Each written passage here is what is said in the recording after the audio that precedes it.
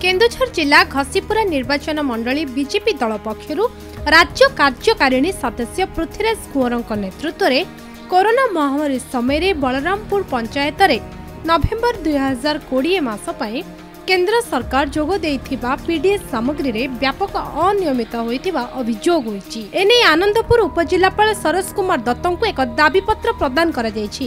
दोषी विरुद्ध में दृढ़ कार्यानुष्ठान नेबा सहित 7 दिन मध्य कौनसी पदक्षेप निया न जाए तेबे उपजिलापाल कार्यालय सम्मुख में अनुष्ठान करेंगे बोली बीजेपी पक्षर चेतावनी दि जाइछि।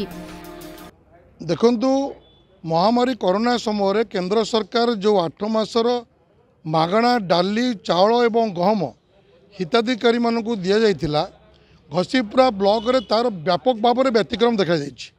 विशेषकर बलरामपुर पंचायत रे नवेम्बर मास कोटा को जोड़ा मागणा आसला एपर्यंत पंचायत लोक मान दि जाए ना।